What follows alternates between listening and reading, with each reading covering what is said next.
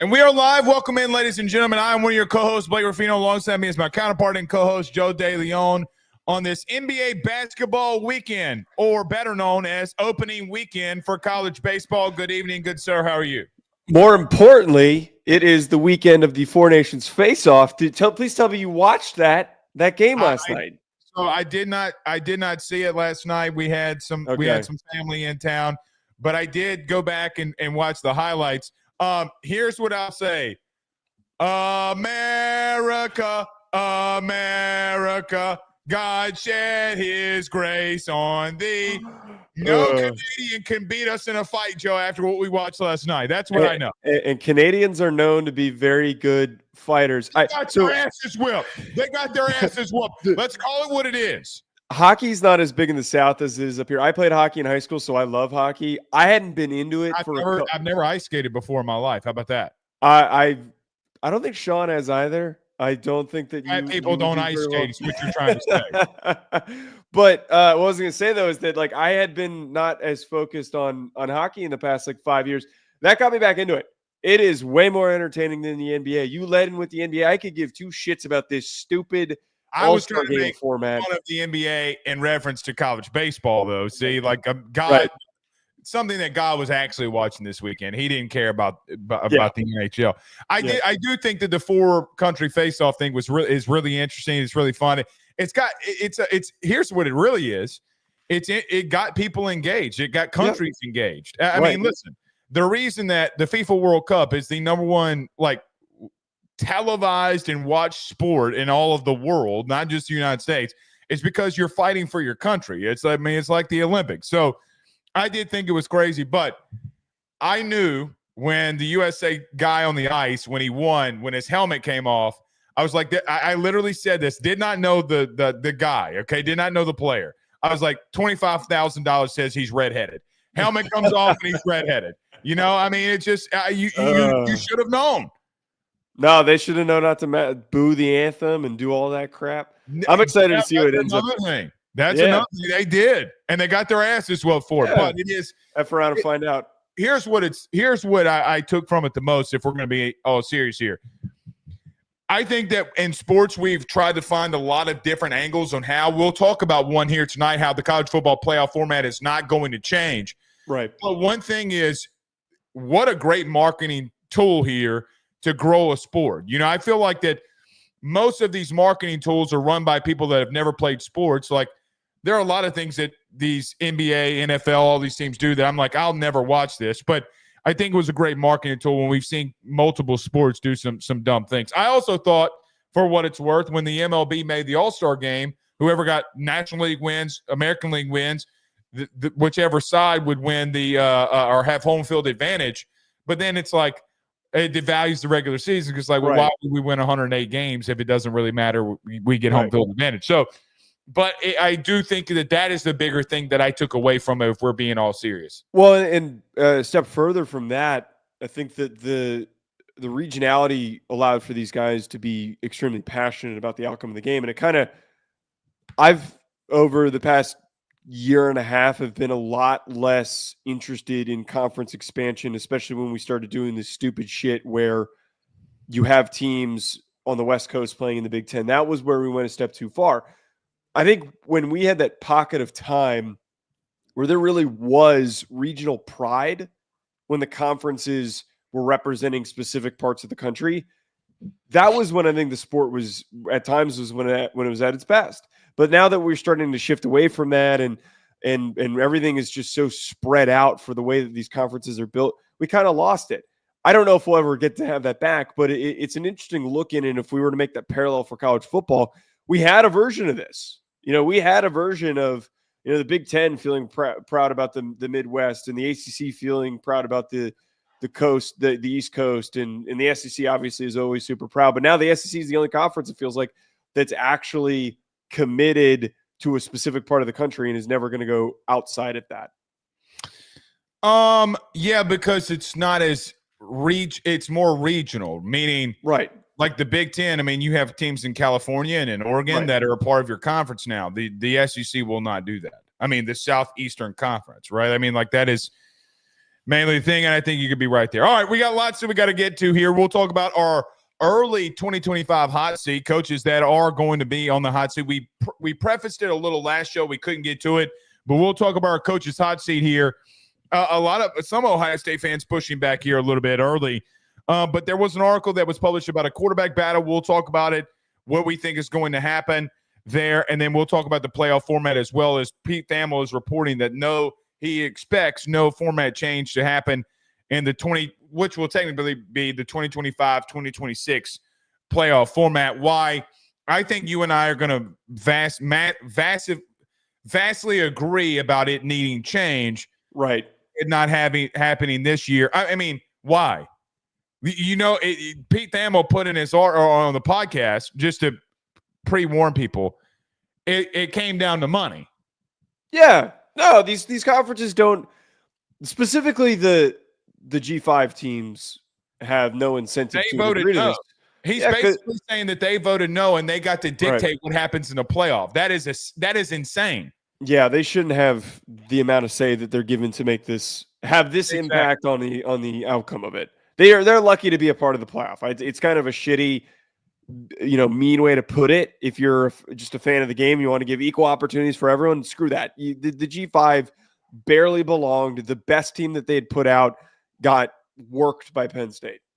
Well, and here's another thing. I hate when we do this in sports. We're talking about the NHL just a moment ago. I hate when we do this. Do you think that last year was how things normally go around here?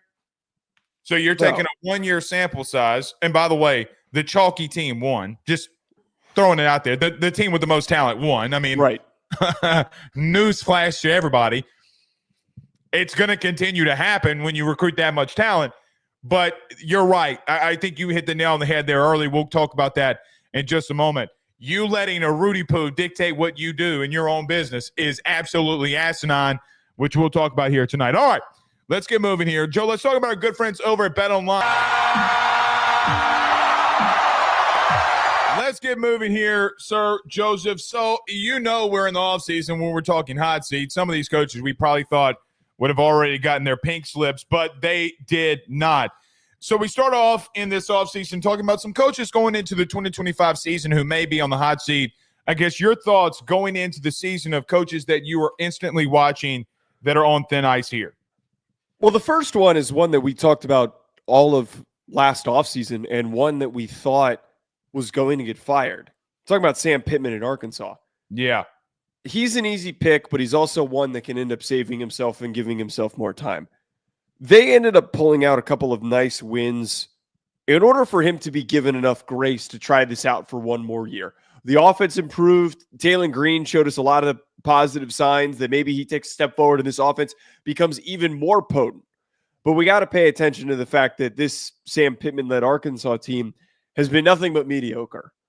I don't know what Arkansas's plans and desires are as an athletic department. You would think by going and getting John Calipari that they would have the intent and the desire to at least be in the conversation as a top 5 team in the SEC. They were 4-8 in 2023, and they were 7-6 in 2024. Their recruiting has left a lot to be desired. 32nd in recruiting in 2023, 29th in 2024 per On3's industry rankings. Where were they this year? Do you know? 29th. So 2024. Oh, as in they going into 20. Yeah. Okay. I see what you're saying. The 2025 class would be this one, but I get what you. Yeah. My bad. I see what you're saying. Well, that was all. That's my main point here with this is that there has not been enough success for how long he's been there. I think for him by the end of this year, and this roster is not one that I would believe is suddenly going to be back in that 9-win conversation. I'm not going to go there. I do think that their outright ceiling could get him there, and this is why. Because I do think with Bobby Petrino, second year with Taylon Green, when you have a quarterback that can move like that, does he get better as a passer? I'm not going to say that they can't win 9 games, okay? I'm not going to say they can't surprise some people because we thought the same about South Carolina going into the season. But when we see what happens with a true dual-threat type of quarterback, when you have some weapons around you that can make some things happen here, okay? I'm not going to go there. I think it would be their ceiling, though, right? Like I think It's their outright ceiling on where they would go. Here's the thing with Sam Pittman, and I think Arkansas fans, I don't know how they're going to feel about this, but here's the just reality of the situation. Sam Pittman is 30-31 in his 5 seasons at Arkansas. He's 3-0 in bowl games, which once he's gotten there and he's had winning seasons, he's done fine there, right? I mean, what is the ceiling of where Arkansas, where we expect them to be versus where they could be? You showed the country and the world that you had enough money that even though Calipari has started off slow, that you're going to build things through basketball. You've shown through baseball, when NIL has become a thing, that you love that sport, that you're going to put money, resources towards it. Why aren't you doing that in the biggest thing? I do think a couple of things are happening here. Number one, I don't think Sam Pittman has the backing like that, and people are waiting for that to happen. And maybe when they do make the move, Arkansas does put the money in the forefront into football. But Joe, why are I think Hunter Yurachek, who's their AD, makes this hire and doesn't want to cut the guy that he hired, right? He doesn't want to let go of the guy that he brought in. But you do have a very good structure of money that you can do something and build something at Arkansas. The thing about me is that I think that for Arkansas fans, they've been very lenient. I mean, if we're just being honest, from a sports perspective, in the big three to them, football, basketball, baseball, everything's been disappointing. That falls on your AD. That falls on everybody that's involved there. Where does I remember the days of Darren McFadden, Joe. Like I see a comment in there of LSU was the only 2-loss team that won a national championship. You want to know one of the losses that they had? Darren McFadden, Peyton Hillis, and the boys, right? That's when Arkansas football was at their ceiling. By the way, Bobby Petrino was the head coach there in 2011 when LSU would go back. So I think of Arkansas and the things that they can do. Joe, they can't even lock down the number one player in their state and Carius Kern. You have a team like LSU that goes in there and just takes whatever they want, whenever they want, and no one's going to do anything about it. They got to get serious as an administration about wanting to win football games. I don't feel as if that they are serious. I've told you this. I told you this last offseason when I didn't know if he would get fired. I'm going to say it again. When people are good people, like Sam Pittman's a good dude. You would go to the bar and have a beer with Sam Pittman. I warned everybody that would listen to the show about what would happen with Sam Pittman, and people looked at me like I was crazy. Good dudes don't get fired if they're borderline. They get the extension. They get the other year. This is it, though. You got to make a firm decision of where – Joe, especially this. Think about this. Especially now when you're in a 12-team playoff. No one's expecting you to go and be a team that's in the Final Four. No one. But, Joe, we look at a team like South Carolina, Ole Miss, hypothetically in the SEC, who was on the door scratching like saying, hey, we deserve to be in here. You can be that. That's what you should strive to be. They're not doing that. And so here's the other thing that I'd say about Arkansas that I know Arkansas fans will put in the comments. Here's one thing that I'll give them a little bit of grace on. Joe, every single year they have the toughest schedule in the SEC when it's at the end of the year. We don't talk about it in the preseason. Right, we never talk about Arkansas having a gauntlet, ever. Like the national media, no one talks about it being a gauntlet. At the end of the year, they're always in the top 5 in strength of schedule. And I look at that and say, now when it would change over, not this upcoming year, but the year after, and it gets a little bit lighter, do you make a move then? Is it a strategic play by them was what I would ask. But in reference to what Arkansas could be, should be, and what they will be are two completely different things. He's 30-31, Joe, in 61 games. I mean, like, come on now. No, and this isn't a Vanderbilt type school that they have some. Vanderbilt put him in the Hall of Fame. Well, right. That's the point. The way that you frame this as he's a good guy.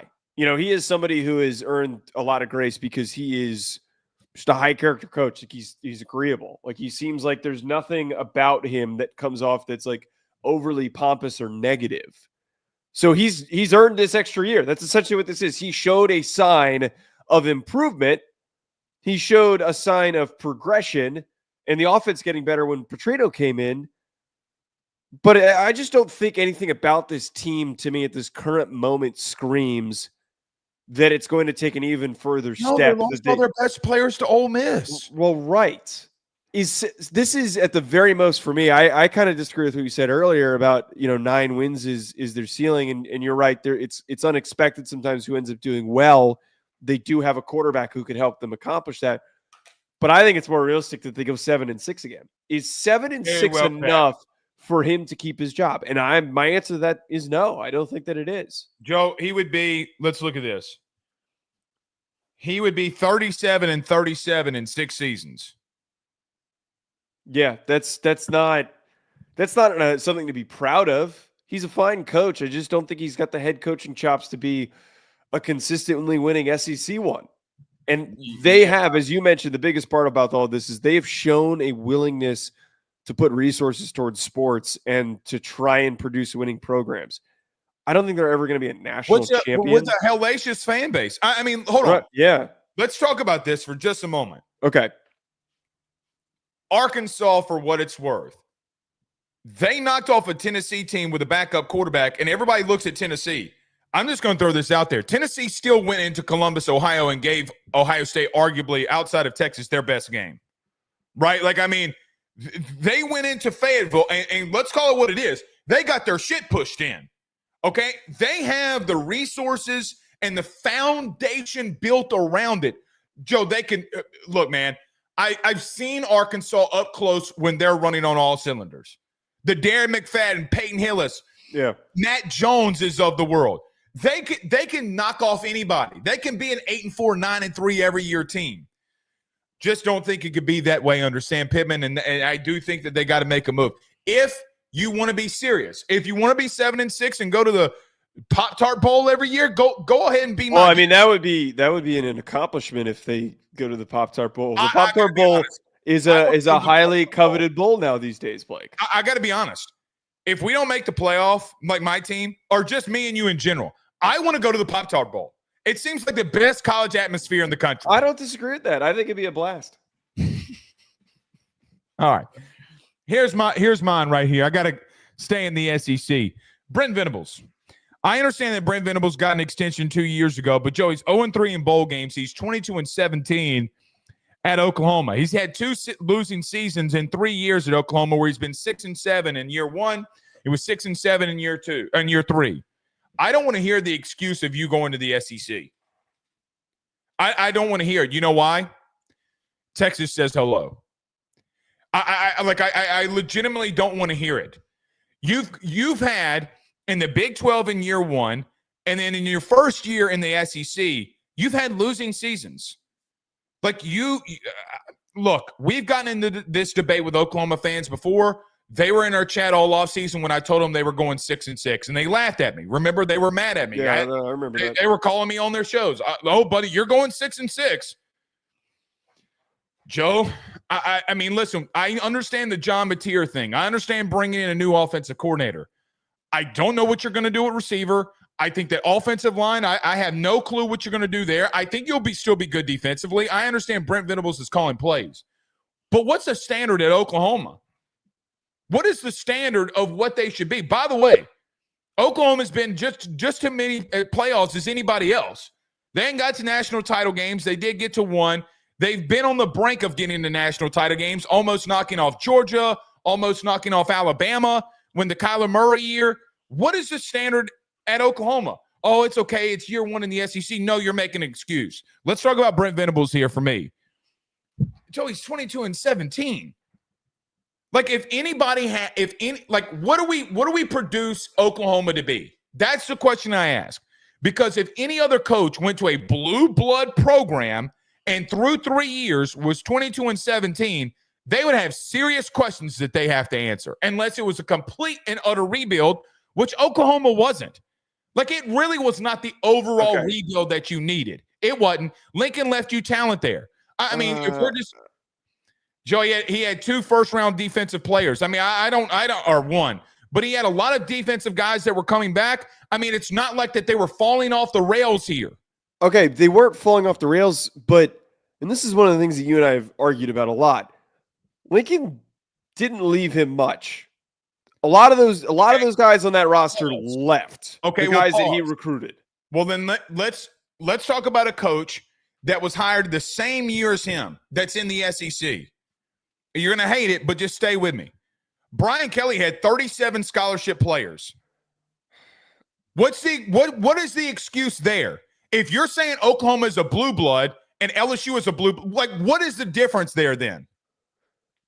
Okay, well, one, Brian Kelly has gotten to one SEC championship game outside of that. I don't like you using Brian Kelly's history. Brian Kelly has obviously been more successful than Brent Venables, but I don't necessarily think that it is so shockingly like he's performing so much better than him that he is an example to prove that Brandon Venables is an F up. I don't think that is the case. He has won more games, but at the same time, that's why I don't want to compare the two. All right, well, I'll throw another one at you. Let's have a conversation about Billy Napier then. Billy Napier's been a mess until the end of this past season. If it wasn't for a string of a couple good games at the end of the year, he was getting fired. But he did win them. He did win them, and I so we got to be honest with ourselves here. I don't think either you or I included Billy Napier on here, but Billy Napier with another hard schedule is a messy situation, a messy season away from also getting canned. Here's my thing with Brent Venables. I think that you bring up his record, his performance on the field is understandable. His first year in the SEC is unacceptable. He has a really good second season. His first season was a total shit show, but I thought that for what he had to rebuild and had to completely not start from scratch, but like turn things in his direction, it was a process. But you and I both said this when Oklahoma's first schedule was released for the SEC, that Texas was given a handout, that they were given an incredibly easy schedule. And Oklahoma, inversely, was given a gauntlet, an insurmountable, unsurvivable gauntlet. Not a gauntlet to have a losing season, though. Blake, they went 6-7 because they lost to Navy in the bowl game. I just think that a little bit of wiggle room here is afforded to Brent Venables because this was his first year in the conference. Well, it's all chips in on John Mateer, right? Like, it's all chips in on John Mateer. And I think he's so narcissistic, and I'm not saying it in a bad way, but he wants to call plays. And you know what? Good on you, because if you're going to go down with the ship, go down with you being the guy that you want to call defensive plays. All I'm saying here, Joe, is do you see it being that much better? Like, are they a 2-3 game win better team? I think that. Then who did they beat? Wait, there were relatively fine margins in some of the games that they had, and I know they played like crap against South Carolina and they played like crap against Texas, but their offensive line was the biggest issue. Their offensive line, and they've recruited better at offensive line. But here, the main point, though, why they're not going to fire Venables. I think this is a zero chance that they fire Venables. They just extended him, and you brought that up. The extension that they gave him was giving him a pass, was giving him a window of like, all right, we know that these next 2 years are going to be tough on you, but after that, you got to get this thing figured out. They wouldn't have given him a window in a period of time to improve this team if they did not have some sort of a belief in him. No, what happened was he got to a double-digit win in year 2, and they gave him an extension, and they shouldn't have. They shouldn't have done that, because you're going into the SEC and you pigeonholed yourself. Let's call it what it is. I think that was pretty intentional. I don't think that they thought that one good season was enough to extend him. I was in Twitter Spaces when Twitter Spaces was a thing, okay?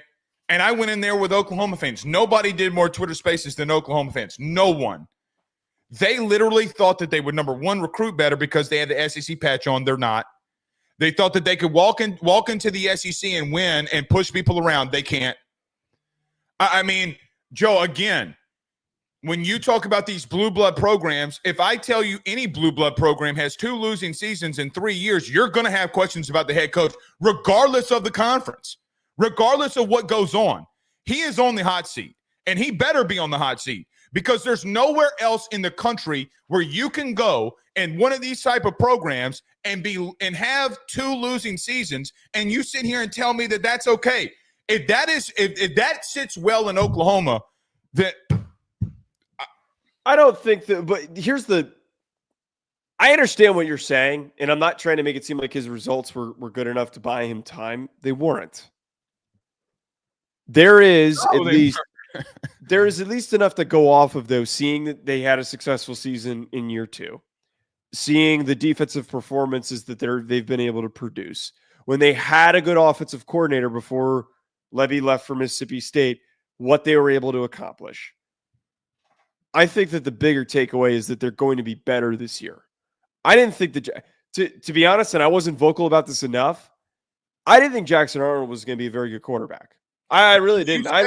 You said as much. I mean, give yourself the credit. I was unimpressed by the way that he played against Arizona in that bowl game. Yeah, and I don't think that his tools were reflective of what we typically get with 5-star kids.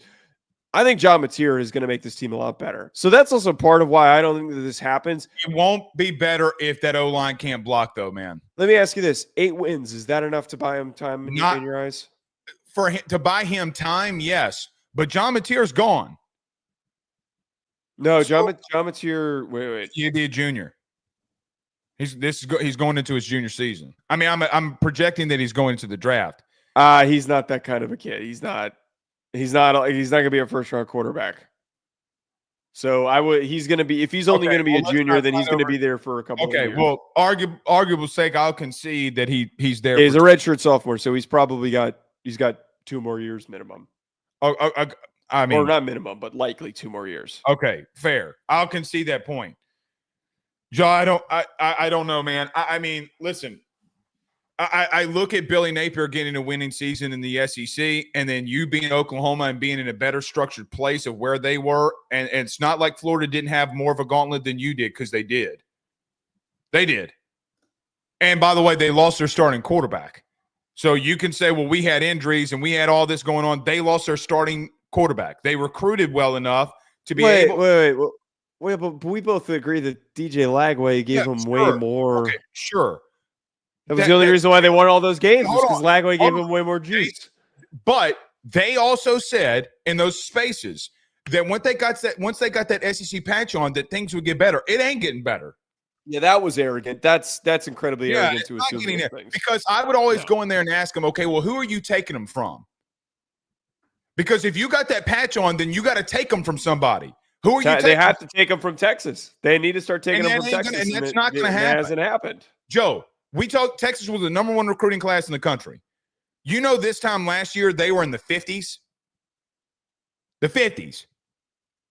They will do whatever they want. So, again, you're not on the – look, I'm going to go Venables. He's 0-3 in bowl games. My man's Rudy Poo when it comes to bowl games so far.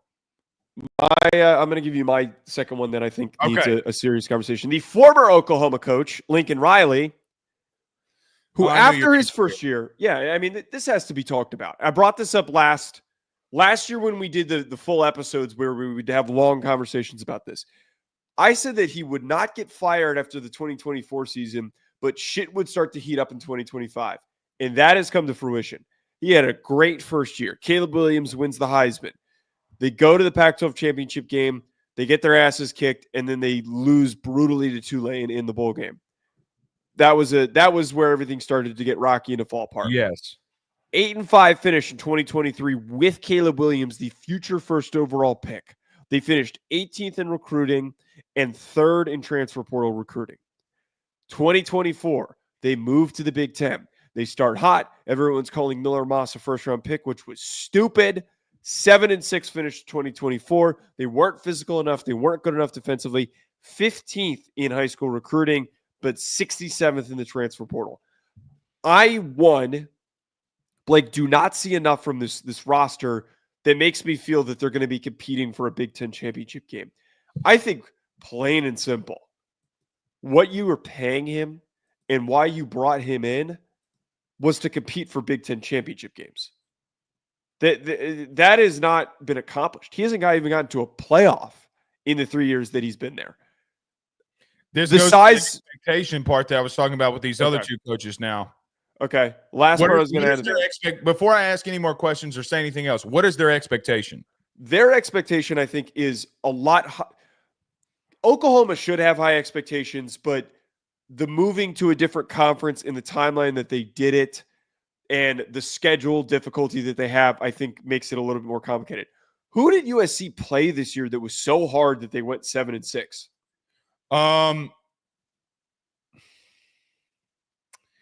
They're losing to the likes of Minnesota.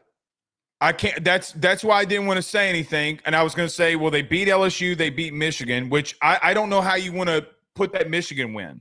Like, how do you now frame? Wait, no. Michigan won. I mean, they lost. Yeah, correct. They lost the Michigan game. You're right. They beat LSU and they lost to Michigan and Minnesota. I mean, I don't know. I mean, what is that? Thank you. That even makes the point better. What about the Michigan loss? Where do you put that there? Ohio State lost to Michigan too. I would consider the fact that when they played them, that was when they had zero offensive identity. They couldn't move the ball. So, but here are the other concerning losses. They lost to Maryland. They lost to a Washington team that was rotating quarterbacks. What was it? Triple overtime to Penn State or overtime to Penn State? Yeah, it was singular or actually I think forget it was triple overtime. But they lost to them in overtime, which was a game that they should have won. I say all this to just kind of reiterate that they have taken steps backward. They have regressed year over year. What has been the bright spot? The bright spot was a year in which they got smoked in the Pac-12 championship game and lost to a G5 program in a bowl game. I don't know what Lincoln Riley has done enough to buy himself more time, other than the fact that his contract's enormous and that his buyout is probably too significant for them to be willing to pay at the current moment. I can't argue with you on this. The thing that I would say, though, the one thing I want to point out about Lincoln Riley and him being on the hot seat would be this. He's averaging 8.6 wins in the 3 years that he's been at USC. Okay. I do think that of the tier of coaches that we've been talking about here, right? I don't think he falls in the Sam Pittman or he falls into the Brent Venables. Not yet, at least. Because, Joe, I know 8.6 he's got another track record of making playoffs, Heisman Trophy winning quarterbacks. I mean, it's a difference with Lincoln. I want to see what happens this year in a second year under D'Anton Lynn. Do they have more structure and have they developed better defensively to where they can get to some of these wins? Can they not lose to Minnesota? Can they not lose to Maryland? Do you have a game in the beginning of the season that you got to go on the road and play Michigan, who will be tough? I'm sure you do. Those are the questions that they have to answer here. Yeah, that's tough, man. That's tough. I can't argue, but when I think of hot seat, I don't know if he falls into it for me yet because of the contract. Yeah, because he's averaging 8.5 wins this season, and I don't know, quite frankly. And I'm going to say this with as much grace as I can to USC fans. I don't know how much you care. I really don't. You want to know why?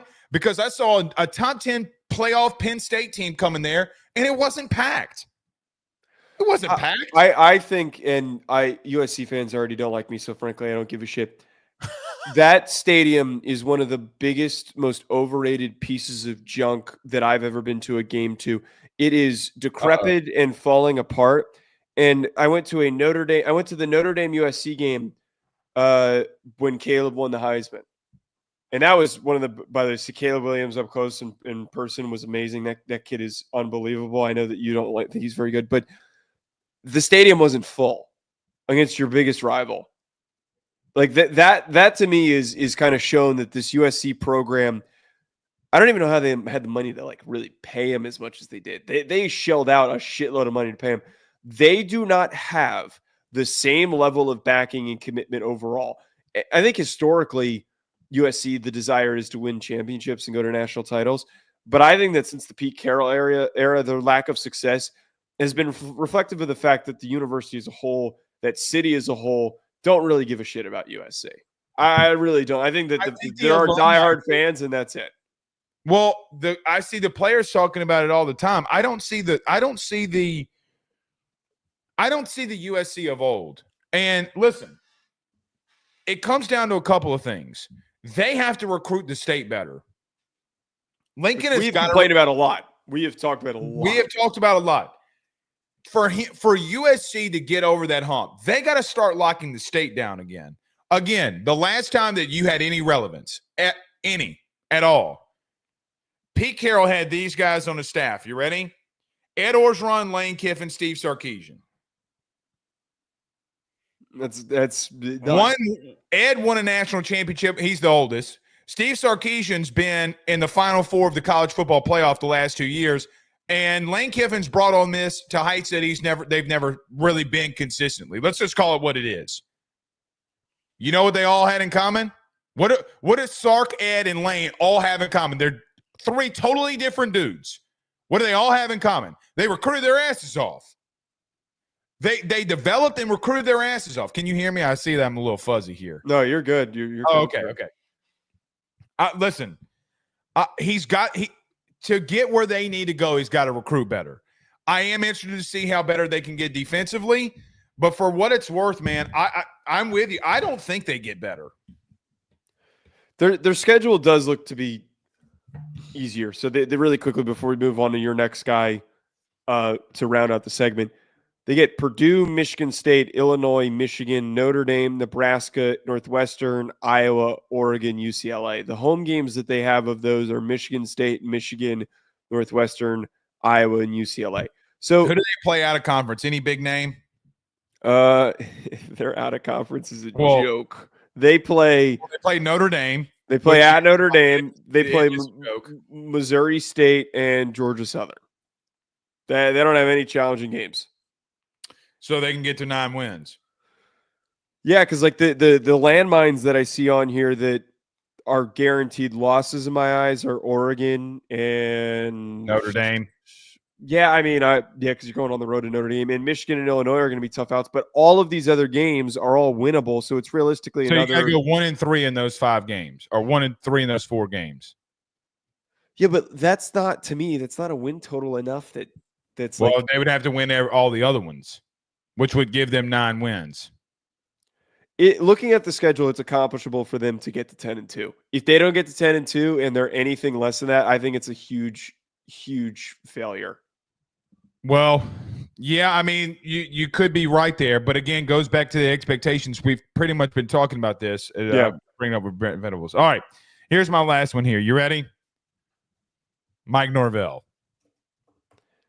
See, you keep bringing these guys up with big contracts and recent extensions, but I'll go ahead. I'm down to have this conversation. I mean, Joe, how much better are they going to be from 2-10? They don't have the high school recruiting base. They did start doing better this year, but freshmen are not going to come in and give you that massive of a lift like that. It's not going to happen. Either you're going to just rebuild and keep trying to recruit through the high school ranks. You didn't do anything special technically in the portal. You made some nice moves. You got some nice pieces. I saw you brought in Gus Malzahn. That's cool and all. I mean, like, I get all of that. I saw you brought in Tommy Castellanos. Like, I get all of that. Brother, 2-10 is god-awful. Like, they want to blame certain individual things for this. Joe, they will find – if they were going to find the money to leave the ACC, they'll find the money to find a way to fire his ass. You can't go 2-10, brother. There's got to be some clauses in these contracts that if you're going 2-10 like this, that there's going to be a reduced buyout. And I've seen coaches, when shit like this happens, reduce buyouts. Joe, quite frankly, regardless if he gets fired or not, this is the reason I put him in there. He's 2-10 at Florida State. That's worse than anything that's happened there. Anything.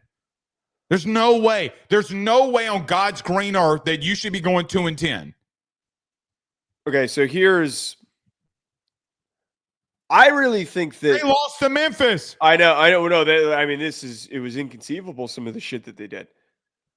The contract that they gave to Mike Norvell, I think, is going to completely reset the market of how contracts are worded and how they are given out to coaches going forward. I think what you just said is a very interesting angle, and I wonder if schools start to think this, that you have to hit certain thresholds or your buyout is reduced. Like, if they had gone 7-6, I don't think close on this list. No, well, right. I don't think it would have been like, damn, that was a real down year. Like, he turned over all those guys. Like, this was a huge disappointment. Like, maybe let's talk about like how they can turn around. But going 2-10 is such a blunderous, ugly product that you don't really save yourself any time. The problem, though, that we now land in, yeah, they were willing to spend the money to leave the conference. Are they still trying to do that? Not now. Do they want to just blow their money on a coach like this? I think that's where it gets super messy, because you're right. What is so much better about this roster after they lost a ton of guys in 2 straight years, a bunch of dudes left in the portal this year, and your roster foundation is not good. Here's their schedule really quickly, just so we have the context. Okay. They open with Bama. They get East Texas A&M, Kent State, at Virginia. They host Miami. They host Pitt. They go to Stanford. They host Wake Forest. They go to Clemson, host Virginia Tech, at NC State, at Florida. So I see 1, 2, 4 games that are like probably guaranteed losses for them. What do you think their record needs to be, knowing that schedule? Here's the philosophy that I live by. When a team goes 2-10, all bets are off the table. I don't expect them to win anything. I mean, sure, I'll give you the East Tennessee A&M, whatever they're called. I'll give you Kent State. Okay, cool, cute. I am not you're going to have to go out here and prove to me that you can do it. I'm not guaranteeing shit. Listen now, this is as bad as you can ever be. And it's not, and look, COVID, I'll give him COVID. The COVID year when he came in 2020, when he went 3-6, what do you want him to do? Like, he's coming in during COVID. Like, what in the godforsaken world do you want him to do? But then the next year, they don't respond. But the 2 things that happen, he massively hit in the portal in 2022 and 2023. Massively. And when he didn't hit, Joe, he got his teeth kicked in. He hired mercenaries. In 2 years, he hit on them. The other ones, he didn't. That is the reality of Florida State at the current moment. This is what it looks like when you do not recruit through high school and build a foundation. See, we talk about Lincoln Riley a lot and him not not well. They were at 15. Right? Not a great number, but yeah, it's not horrible. At least it's some foundation. Yeah. And it's not as if that the ACC is a much daunting conference than the Big Ten. As much as we get on Sam Pittman, Lincoln Riley, Brent Venables, some of these guys that we've talked about, none of them have been this bad. None of them. Again, I will scratch COVID for you. I would legitimately scratch away. You didn't do that during COVID either. You didn't come in here in 2021 and go in the high school ranks and start knocking it out of the park. You went full mercenary mode. And when you started losing, those mercenaries were like, wait, payments are getting delayed. The reason I'm saying delayed is because look at what happened to the basketball team. I'm assuming that it wasn't just the basketball team that happened with. A lot of players that hit the portal, there's a lot of dirty secrets that goes around about Florida State. And here's the God's honest truth. Joe, 2-10. He's 33-27 at Florida State. He's 20-20 inside the conference. 33-27. That's with a 13-win season. That means every other season, pretty much, he's been getting his teeth kicked in. Like, I just because you made a massive extension, and just because, like for me on this one, just because he's got a massive buyout here, Joe, like there are limits to this now. There are limits to, like, you cannot continue to go down this path and this road, because then it's really insurmountable. You can't have another Joe. If he's going to be here 1, 2, 3, 4, 5, this will be his 6th season. Let's say, God forbid, they don't have a winning season here. 4 of the 6 seasons are losing. And then you That would mean that he's not above 500. That means he won't be above 500 in the ACC, who, by the way, of all the Power 4 schools, ACC is dead last. Dead last in most of these playoff runs. Joe, think about this. The Big 12 had a team on the brink of knocking off a team that went toe-to-toe with Ohio State and Arizona State. There were more competitive teams there. You couldn't beat them. Like, I get what you're saying, but there's got to be a solution here that if a guy goes 2-10, he's immediately on the hot seat for me. The thing that gets like so weird about like trying to talk about this is because everything you just said is correct. But they just gave him so much money. If you're going to spend $100 million to leave, I'm sorry. You can come to a compromise of It doesn't mean that you should waste the money, though. And it kind of, the absurd part about this is it makes you really look back and question for everything that you just said there. You look back and question and you think to yourself, why did he get the extension? It was the Alabama thing. Remember, he's coming off a 13. No, I know, and I know that was why. But you got a bullet that they missed, boy. I mean, good Lord! You allowed a situation like that to completely screw yourself over. I think that if Norvell, I don't think that they're going to go 2-10. I think at the very least they go 7-6. I think that they're going to have a winning season. But my problem is that enough to buy him time? And I would argue that the massive amount of money committed to him is enough to give him a little bit of space. Okay. I disagree. I mean, listen, Joe, there's no Jimbo Fisher got paid $75 million not to coach. I think his buyout, wait. I want to look this up. Let me see if I can find it. Let's see if we can find Mike Norvell's buyout. Google AI says if Florida State fires Mike Norvell before the end of his contract in 2031, the university would owe him 63.8, which would be down 85% of his remaining salary. So 85%. So whatever 85% of 50 million is. You start getting you start getting that $30 million range. I don't know if they can pull the trigger. Well, but that's kind of why I'm saying that, like, okay, he does shit this year and they go 7-6 or they go 6-7. If then he, you wouldn't just kick the can down the road for like one more year until they don't have to waste. If he has a winning record, yeah, I'd kick the can down the road. But Joe, if he has another losing season, I'm telling him to go bye-bye. And you know what I'm doing? They're going to hate this one. But you ready for some clicks here? I'm calling Deion. I don't know if Deion is going to come. That's what she said. But I why wouldn't you? Why wouldn't he? I feel like by then, if he's going to leave for somewhere better. Or sorry, Florida State's a great job. He's going to leave for something else, and it's going to be too late.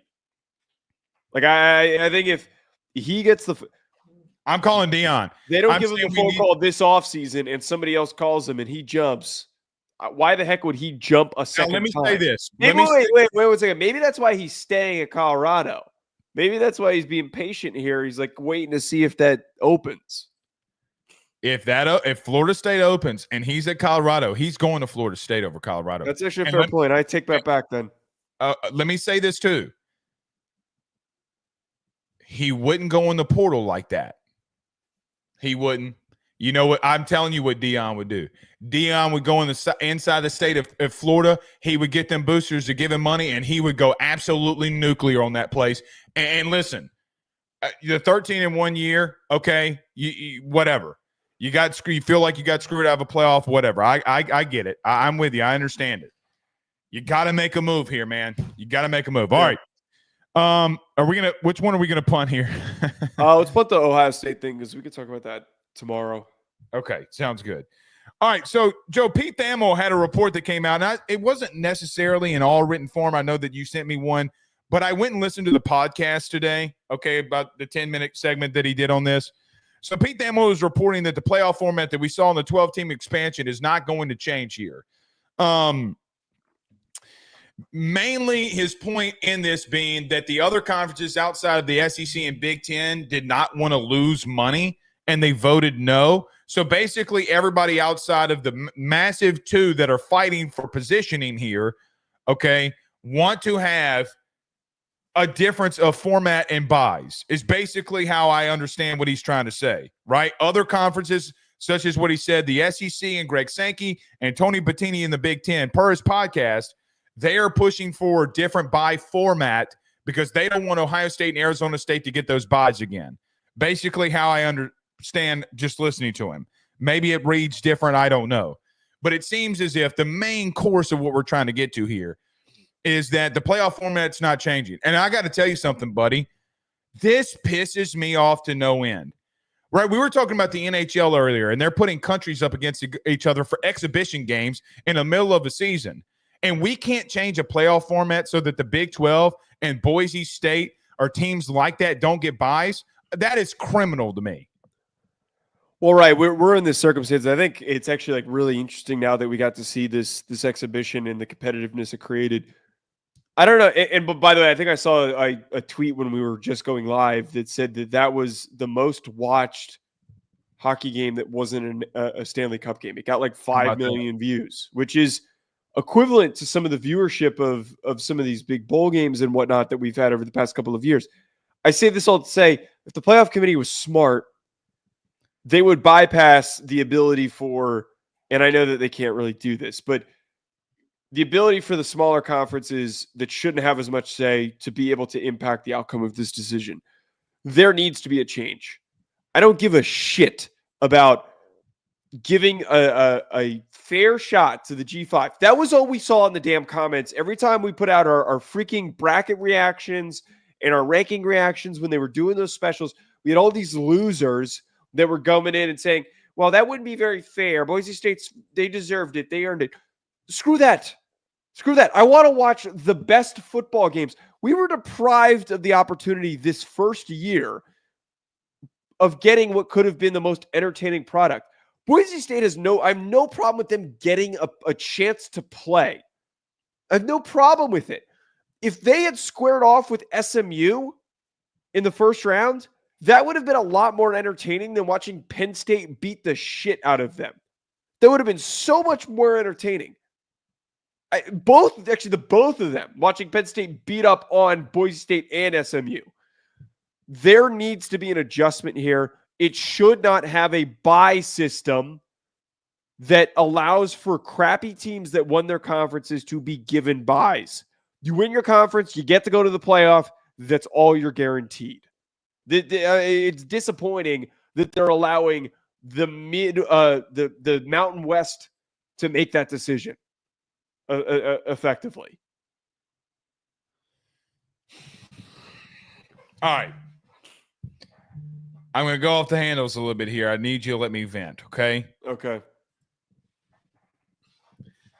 This is some grade A bullshit.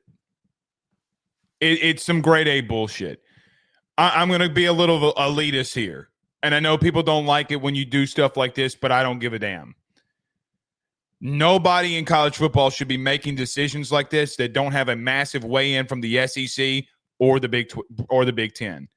I would have rathered, personally, Illinois, Ole Miss, South Carolina, name the teams in the Big Ten or the SEC that should have gotten in over Boise State and Arizona State. I understand the Arizona State run was fun, scatterboo, make of it what you will.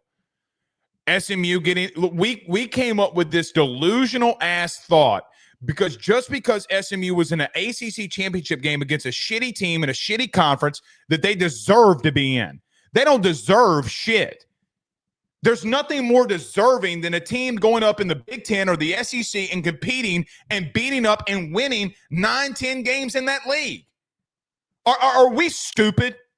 Are we really that stupid about saying about what we think that somebody deserves? SMU deserves because they lost close to Clemson? By the way, Clemson got their outright asses torn up by the SEC this year. The ACC champion got bent over and got spanked like a toddler who just threw food at the kitchen table. They got their asses whooped. And you're going to sit here and convince me or try to convince me that these G5 programs, that these below P4 tier programs deserve to have a thought, much less a decision in something like this. Are you stupid? That is how dumb this is. So everybody wanted playoff expansion. Everybody wanted the equality of it. Here's one thing. I am for equality when it comes to human being talking points. Yes, I am with you. Sports is not that. Sports is where you come to a place where you go on the field to determine who is the better man, who is the better team. That is what you do in competitive sport. To say that Boise State, the G5 teams, Joe, they get a vote in this, and the Big 12 and the ACC that get a vote in this, that they get to come together and dictate how the playoffs is run is stupid. It is dumb. Put Illinois in there, put Ole Miss. I don't give two Rudy Poos. This isn't about a conference anymore. Mm-hmm. You want Boise State in there because it's some feel-good story. They got their asses whooped. Here's another truth. The ACC champion had no business being in the playoff. There, I said it. 0. Clemson had no business being inside. They won a conference. They were 0-4 against other teams in Power 4 conferences. 0-4. My only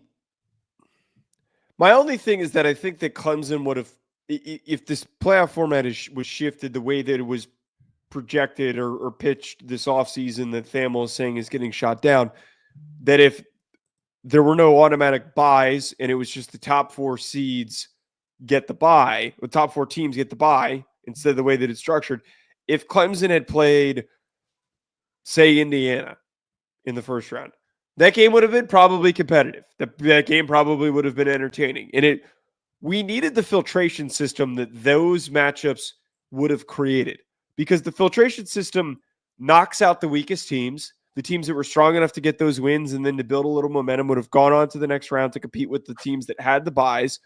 And then that would have been more competitive than some of the games that we saw this year. So I don't totally agree with the ACC did not deserve to get in. I think that if you win your conference, you deserve to at least be in the playoff field. Okay, but then what about SMU? SMU didn't belong in. The more that I've thought about this, if you are an unproven team like SMU where you do not have a difficult schedule, they didn't. Indiana at least faced Ohio State. Like, at least they squared up with Ohio State, and we kind of got an understanding of what they were. SMU did not. The one opportunity that they had to prove themselves, they failed and they lost. Right. Well, and they also lost to BYU too. That was the other game there. So, but what I'm trying to get at, all ranked teams. Yeah, but wait, okay. What I'm trying to get at here though, Blake, is the argument that was used by the committee and by others was that you shouldn't set this precedent of, if you go to your championship game, that if you lose, you could risk falling out because then teams are not going to participate, blah, blah, blah. It's going to create some big thing. Bullshit. If your team is not good enough on paper to have proven themselves and you need the extra point to prove themselves in your championship game, then you should have to do that. That's why I'm saying that we shouldn't completely remove the buys that go for the teams that do win their conferences, because there should be a motivation to do it. There should be a motivation to go in and to fight and to compete in order to get in to prove yourself. The championship game is not an extra pat on the head. It is a proving point. That's what it is. What? Can I'm going to fight for South Carolina here then. Losing a bowl game versus going up against 4 of your last 5 opponents or ranked opponents. By the way, beating the ACC champion that they just got in. How about this? How about you go out there and you articulate why South Carolina's in above SMU? How about they should have got that should have been the team that got in over. No, I'm just saying in general. Think about this. Think about if you're Shane Beamer and you got to look your team in the face and say, hey guys, the team in Clemson that you just beat, they just beat SMU and SMU gets to go in over you. By the way, their strength of schedule is in the 80s. They did not play close to the competition that you did.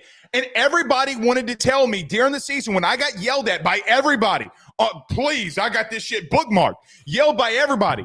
Oh, well, they deserve it. They were in the ACC championship conference game. Are we so stupid? Like that has got to be the dumbest thought process that I've ever thought about. So now, because Shane Beamer lost to a ranked Alabama team, oh well, Blake, they lost on the last play to a ranked Alabama team who was 9-3 too. Get out of town, brother. They lost in the beginning of the season against LSU when their quarterback went out. Their quarterback went out. Bro, I mean, this is the dumbest solution in any sport. Let's call it what it is. At least in the people say the NFL model. The NFL's got 32 teams. You're talking about 100 teams that have a viable shot to get in here. 100. It's a massive difference. I think the level-headed way of kind of just you call me non-level-headed? Well, no. Or actually, yes, I am. But to kind of frame I'll give you this. Joe, I'm not level-headed on this. I'm not. Right, because and you shouldn't be. Go ahead. Look, the main takeaway from this, though, is that it shouldn't be this hard to make changes when there's already clear evidence. Why would we risk another year of producing a shitty product? The playoff needs to be smarter than that. It needs to be. That's what forget all the changes that you and I would make. The playoff committee needs to change their voting system, their decision-making system. You have a obvious example, and you don't want to always overreact to those things, but you have an obvious, clear example of a concern that was made in the lead up to this that comes to fruition immediately. You have to address it. You can't allow the Mountain West, because they got paid a shitload of money, because they got a lucky ass buy, that they're going to be able to be one of the people that puts up a fight for this. It's nonsense.